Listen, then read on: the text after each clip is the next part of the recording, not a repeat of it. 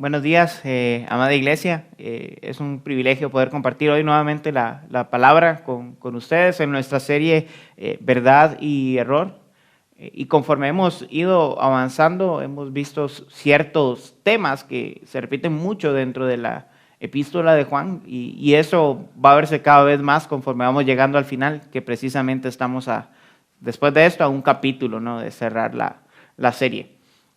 Algunos de esos temas que hemos visto que se repiten mucho ha sido la idea de que Dios es amor, y la idea de nuestra permanencia en Él. Y esta prédica no va a ser la excepción. También se va a manejar mucho ambos temas dentro de esta prédica, pero con matices diferentes a lo que ha ido planteando hasta el momento Juan.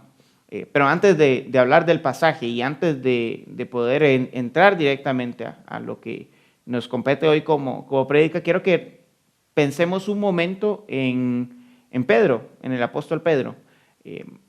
La mayoría de nosotros conocemos la historia de Pedro, y lo que normalmente recordamos, o una de las historias que frecuentemente recordamos, es aquella última noche de Jesús con sus discípulos cuando estaban en la última cena. Jesús les dijo que él tenía que padecer, que él iba a morir. Y Pedro le dijo: Señor, yo te voy a acompañar hasta la muerte. Y recordamos bien la respuesta de Pedro, que fue que eso, ¿no?, que él tenía esa convicción de que iba a estar con Jesús hasta su muerte. Y Jesús le dijo: Pedro, hoy me vas a traicionar antes de que cante el gallo 3 veces. Y todos conocemos la historia. Pedro se fue, abandonó a Jesús cuando lo arrestaron. Y cuando estaba buscando el ver qué fue lo que sucedió con Jesús, al final él traiciona a Jesús 3 veces. Y cuando canta el gallo y él se percata de que efectivamente él traicionó a Jesús 3 veces, lo negó 3 veces, él llora amargamente y se va.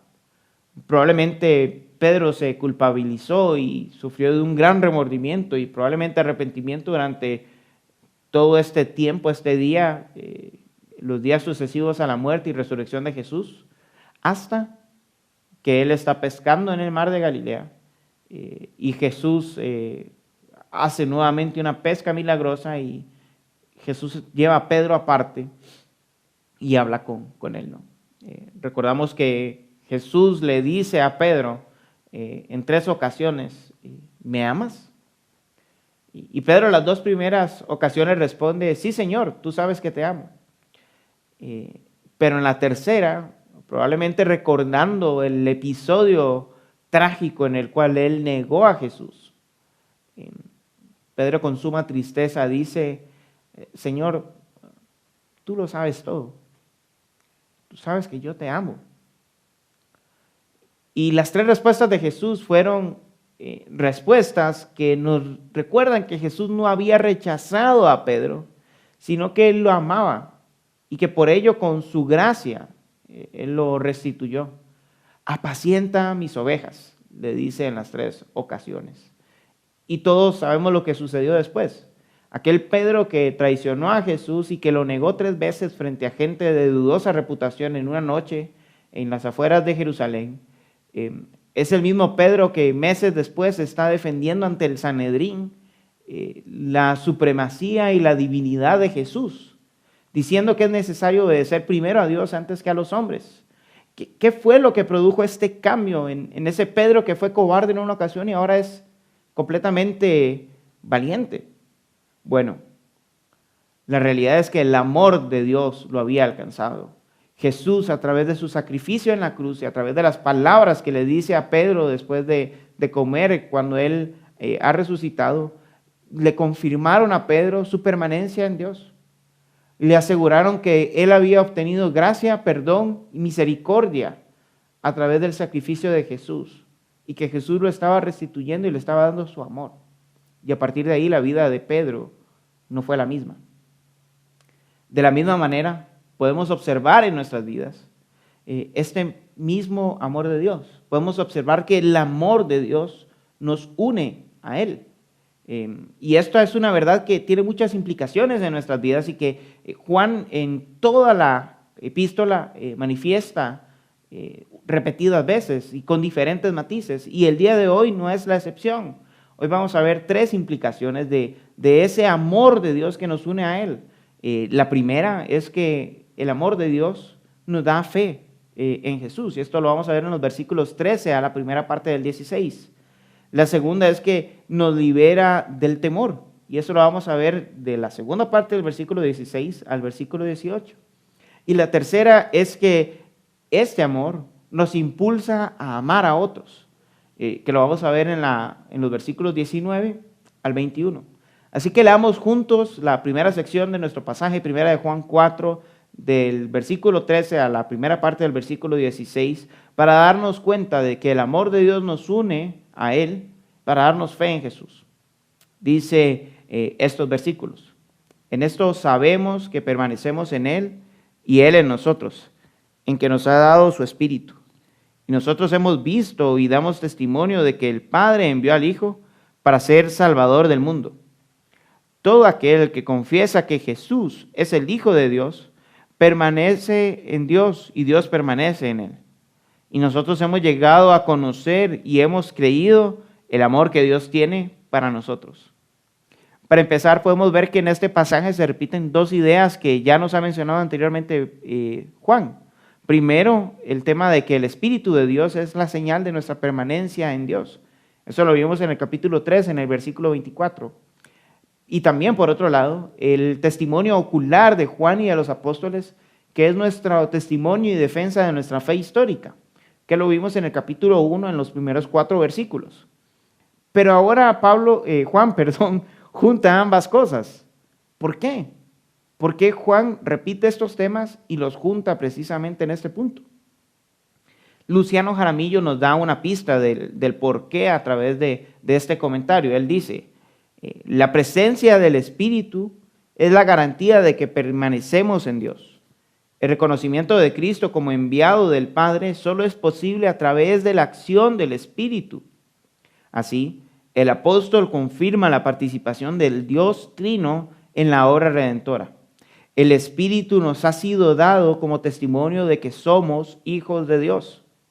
En otras palabras, podemos ver en la Biblia a Dios planeando rescatar a la humanidad, sacrificándose para rescatar a la humanidad y convenciendo a la humanidad de su necesidad de perdón a través de Cristo Jesús.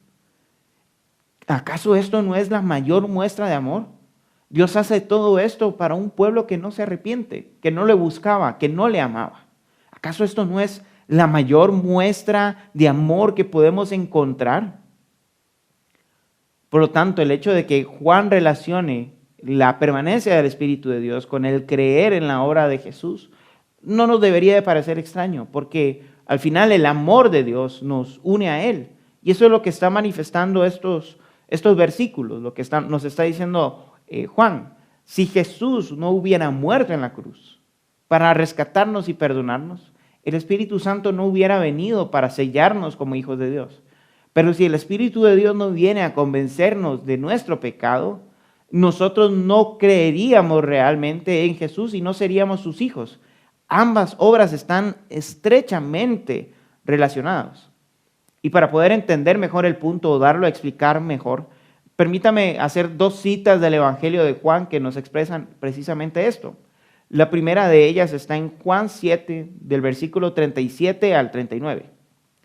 Dice de esta manera: en el último día, el gran día de la fiesta, Jesús, puesto en pie, exclamó en alta voz: si alguien tiene sed, que venga a mí y beba. El que cree en mí, como ha dicho la Escritura, de lo más profundo de su ser brotarán ríos de agua viva. Pero él decía esto del Espíritu, que los que habían creído en él iban a recibir, porque el Espíritu no había sido dado todavía, pues Jesús aún no había sido glorificado.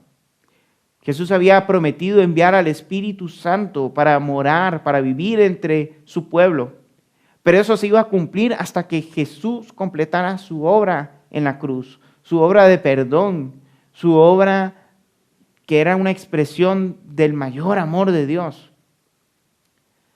Pero, así como Jesús tenía que morir en la cruz para que el Espíritu Santo viniera a su pueblo, su Espíritu Santo también tiene que venir a nosotros y convencernos de nuestra necesidad de Cristo para poder ser hijos de Dios. Y eso es lo que dice Jesús en Juan en el capítulo 16, de los versículos 7 al 11. Pero yo les digo la verdad, les conviene que yo me vaya, porque si no me voy, el Consolador no vendrá a ustedes, pero si me voy, se los enviaré. Y cuando Él venga, convencerá al mundo de pecado, de justicia y de juicio. De pecado porque no creen en mí, y de justicia porque yo voy al Padre y ustedes no me verán más, y de juicio porque el príncipe de este mundo ha sido juzgado.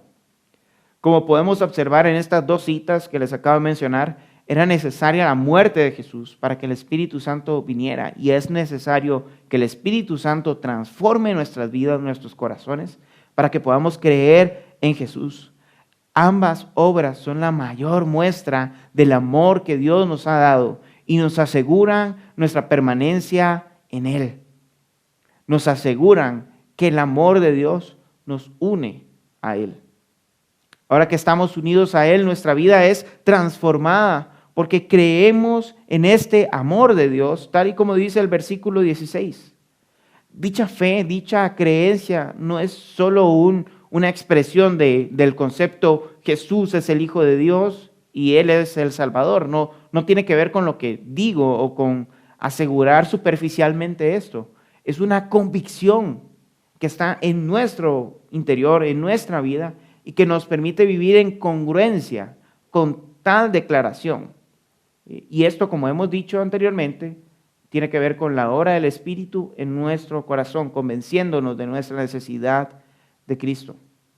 Ahora que estamos hablando de que creer en Jesús tiene que ver con una convicción de vida, creo que es bueno hacernos una autoevaluación respecto a nuestras propias vidas.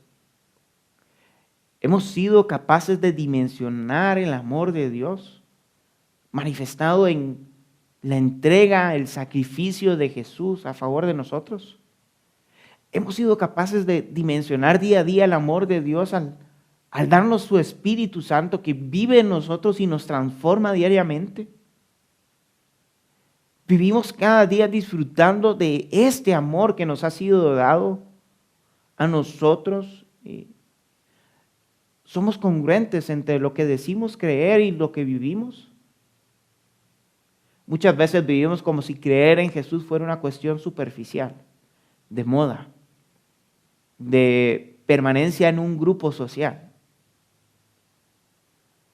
Afirmar verbalmente que Dios nos salvó a través de Jesús no significa tener fe en Jesús, no significa creer en Jesús.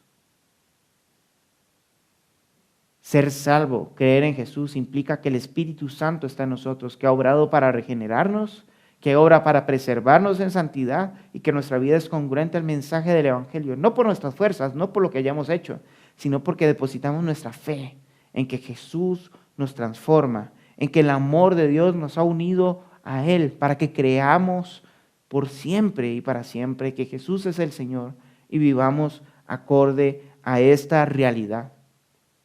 El que ha recibido el amor de Dios vive como vive Cristo, y esta es una realidad implacable para todo cristiano. Este amor de Dios produce esa fe profunda y esa relación con Dios que nos da la plena seguridad de que estamos en Él, de que vivimos con Él, de que nada nos puede apartar de Él. Y eso nos lleva a nuestro segundo punto, que es que el amor de Dios nos une a Él para liberarnos del temor. Es un amor que nos da seguridad. Y eso lo vemos en la segunda parte del versículo 16 hasta el versículo 18, que dice de la siguiente manera: Dios es amor, y el que permanece en amor permanece en Dios, y Dios permanece en él.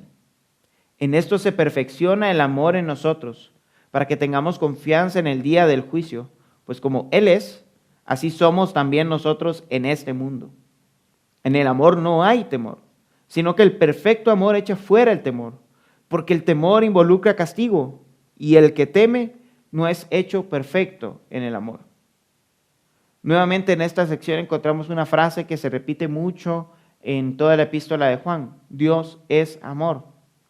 Y como dice C.H. Dodd en su comentario a las epístolas de Juan, la pleamar del pensamiento de esta epístola es: Dios es amor. Y es que cada uno de los actos de Dios y de lo que estos actos evocan en nosotros son una demostración de su amor. Y así como el amor de Dios es perfecto e infinito, así son infinitas las aplicaciones del mismo amor de Dios en nuestras vidas. En esta ocasión, Juan nos deja en claro que ese gran amor de Dios que está en nosotros nos libera de absolutamente cualquier temor que podamos tener. Y eso es porque el apego más seguro que puede tener cualquier ser humano es la seguridad del amor y la permanencia en su Creador.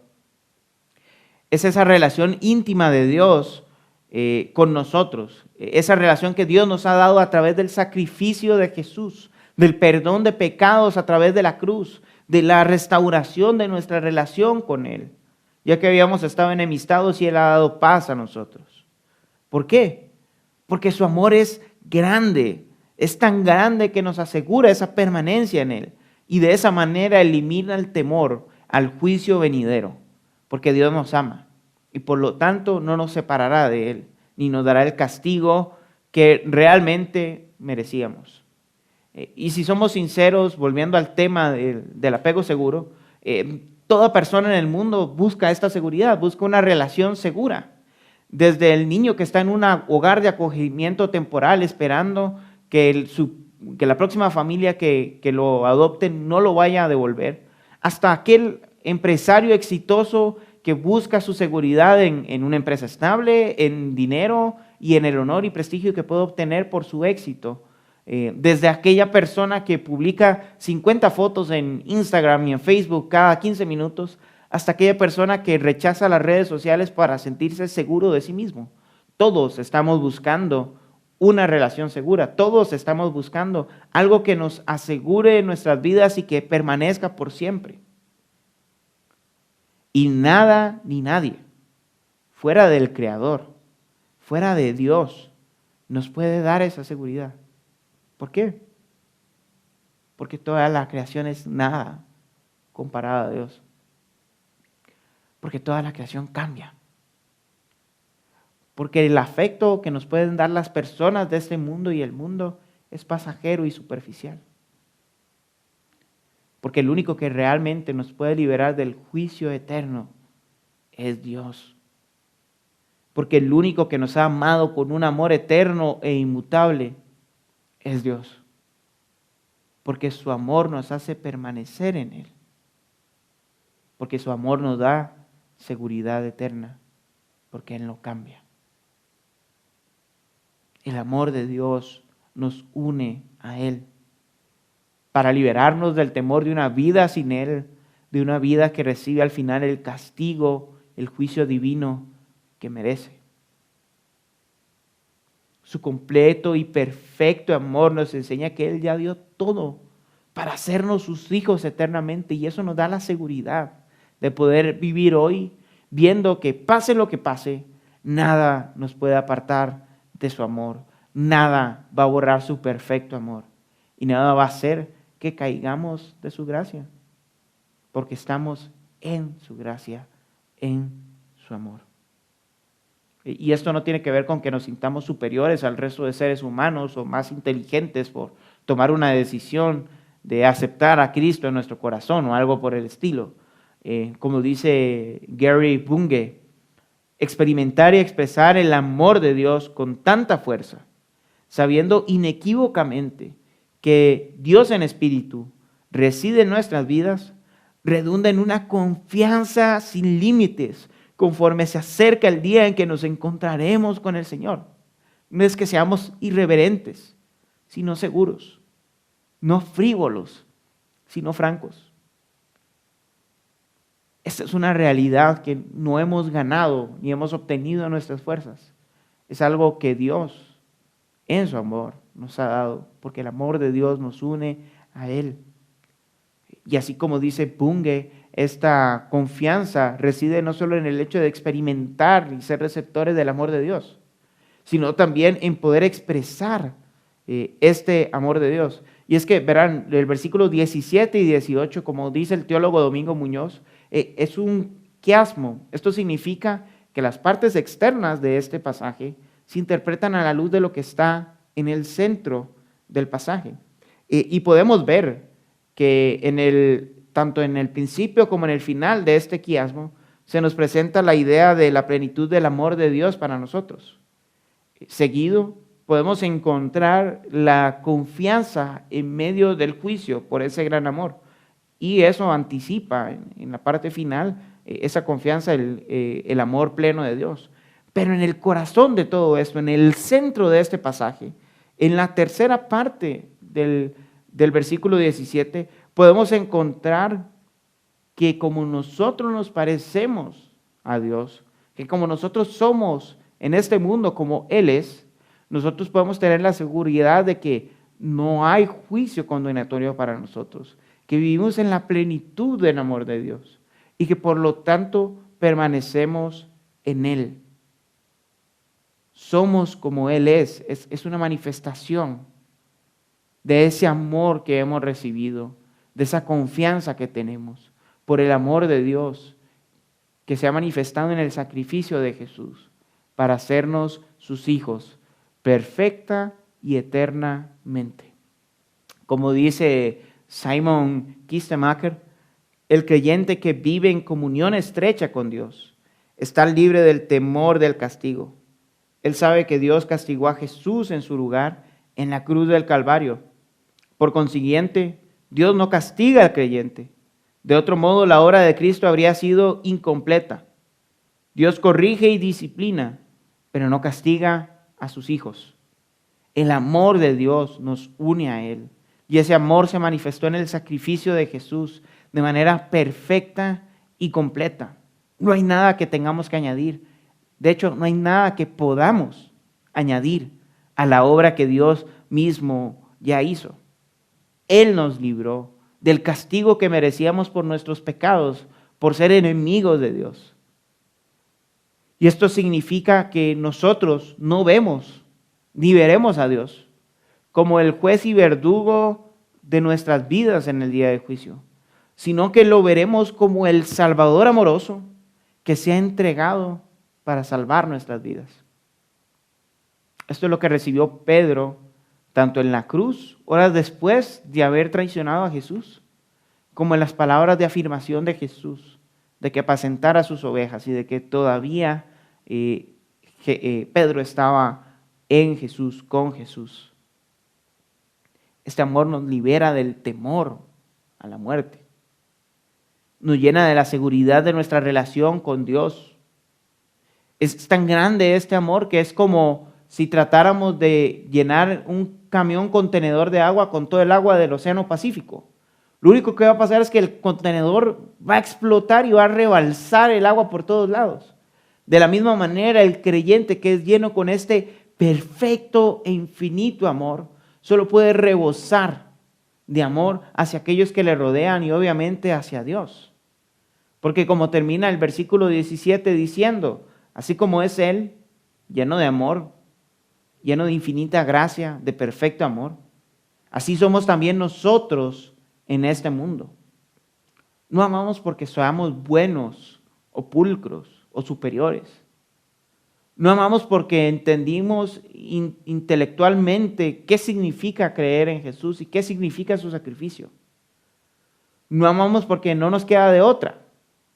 Amamos porque Él nos hizo creer en Jesús. Amamos porque el amor de Dios nos une a Él. Amamos porque Él asegura nuestra libertad del juicio y Él asegura nuestra salvación eterna.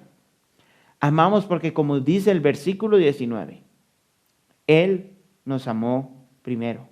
Y eso nos lleva a nuestro tercer punto el día de hoy. Y es que el amor de Dios nos une a Él para amar a otros.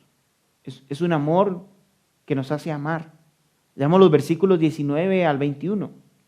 Nosotros amamos porque Él nos amó primero. Si alguien dice, yo amo a Dios, pero aborrece a su hermano, es un mentiroso. Porque el que no ama a su hermano a quien ha visto, no puede amar a Dios a quien no ha visto. Y este mandamiento tenemos de Él, que el que ama a Dios, ame también a su hermano. El versículo 19, como mencionamos anteriormente, nos dice que nuestro amor es una respuesta al amor que hemos recibido. Esto es como la luna y el sol. La luna no tiene una luz propia, sino que refleja la luz del sol. Y de la misma manera, no es que nosotros tengamos de nuestra propia naturaleza amor para dar a la gente. Es que hemos recibido el amor de Dios y por lo tanto reflejamos o en cierta manera distribuimos ese amor hacia todos los que nos rodean. Ahora bien, este versículo no deja claro ese que nosotros sabemos hacia quién es.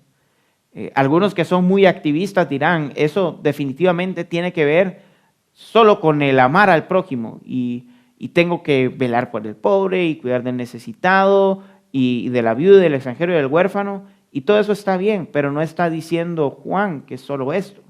Por otro lado, habrán algunos que se sienten más cómodos encerrados en sus casas y viviendo su fe privada y diciendo, esto solo tiene que ver con mi devoción a Dios, con mi amor a Dios, no tiene que ver nada con el prójimo. Ambas ideas, ambos extremos están mal, porque Juan en los versículos 20 y 21 nos va a plantear que el que ama a Dios debe amar también a su hermano. Ama también a su hermano.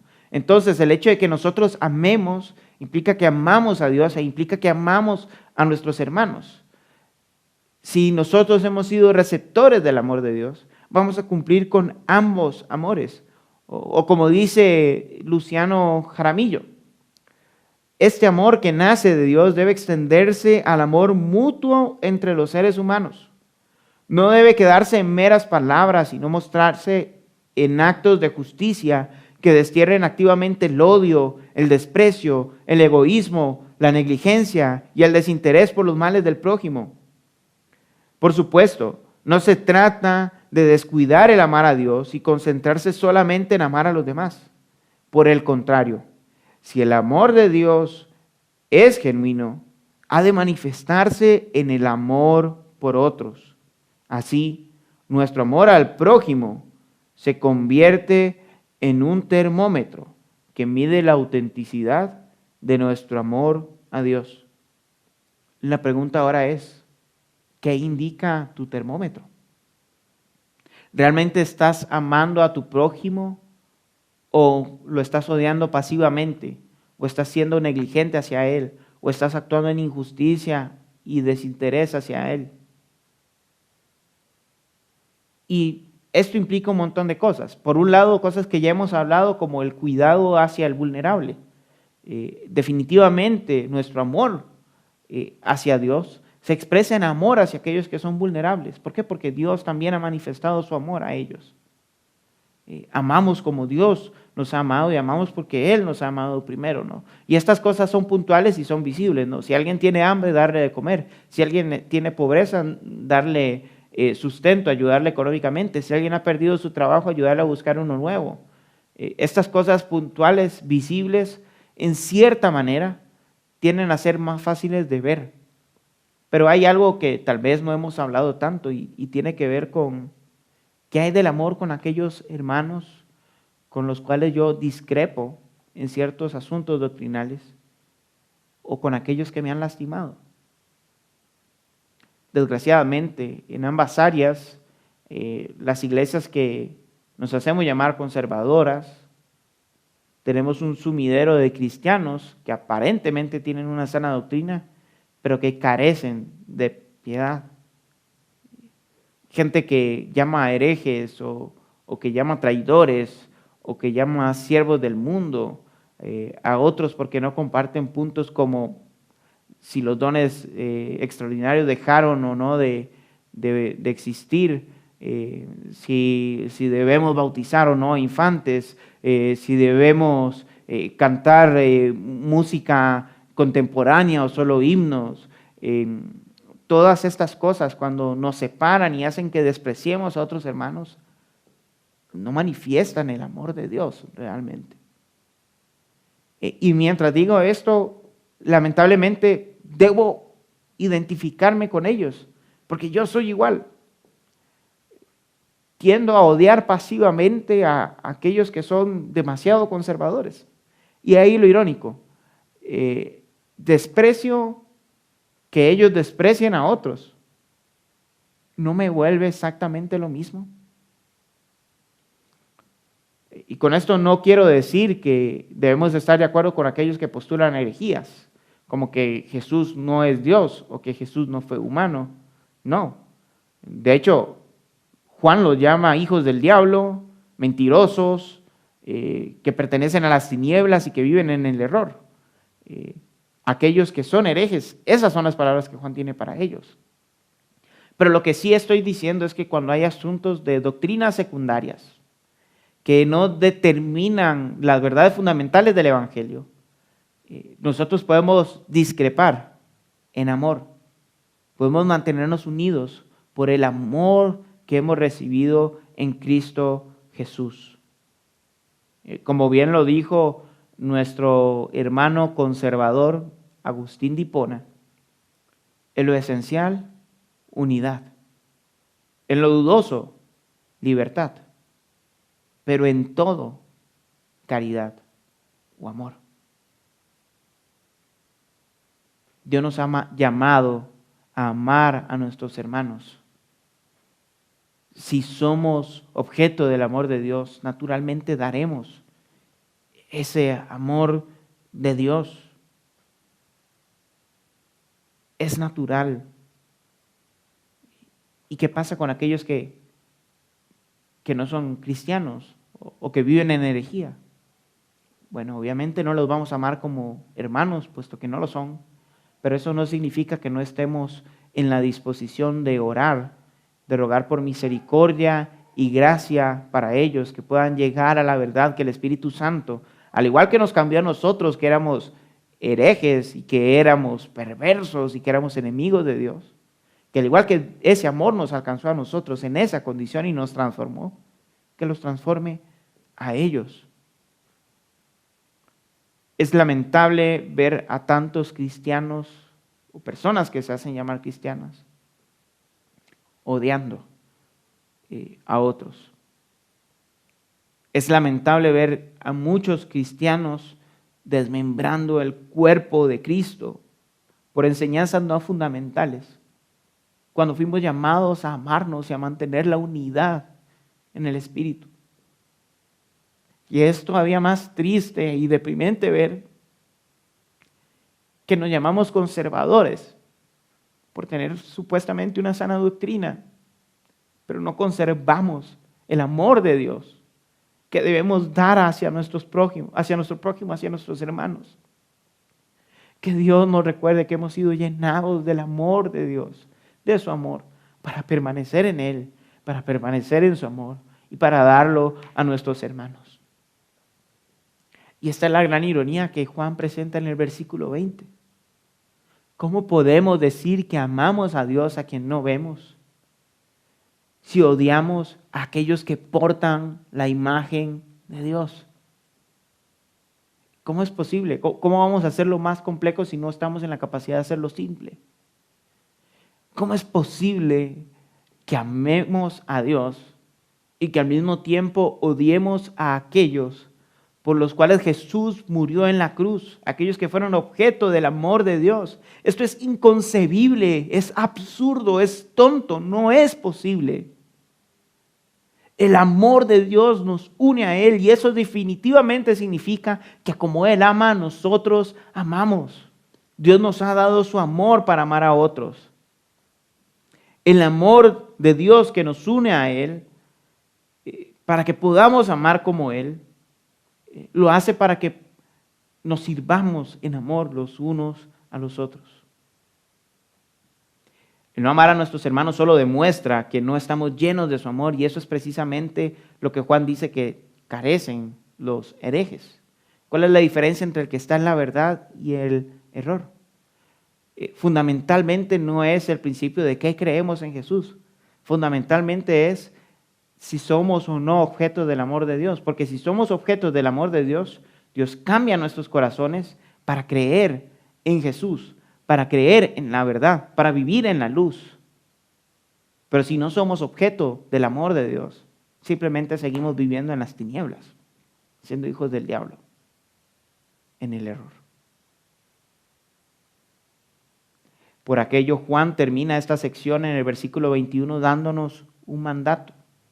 ¿Por qué? Si tan contundentemente nos ha enseñado que el que permanece en el amor es porque Dios le ha amado y le ha cambiado su corazón, es porque Dios le ha dado seguridad de que no va a tener juicio, y es porque Dios le ha amado tanto que es capaz de amar a otros. ¿Por qué terminar con un mandato?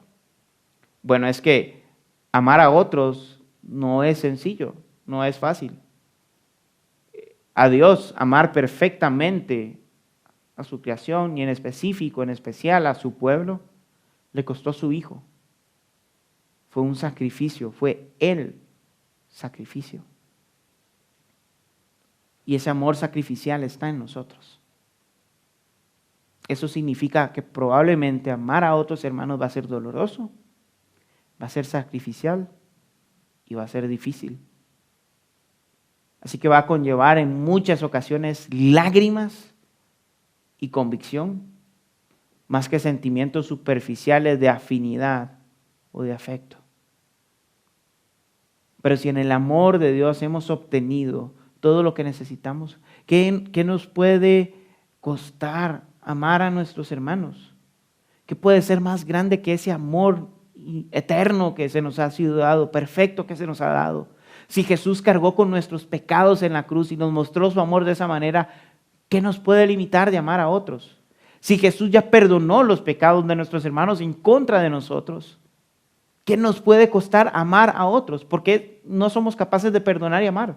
Si Jesús lo ha hecho, ¿por qué nosotros que tenemos su amor y permanecemos en Él no podemos?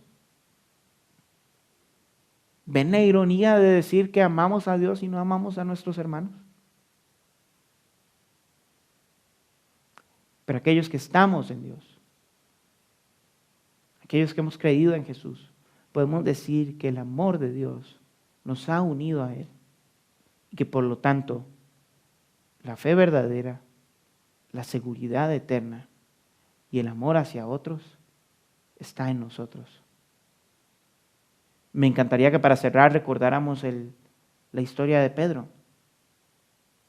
Pedro pasó de ser un cobarde traidor a aquel apóstol que defendió frente al Sanedrín el nombre de Jesús en cuestión de meses.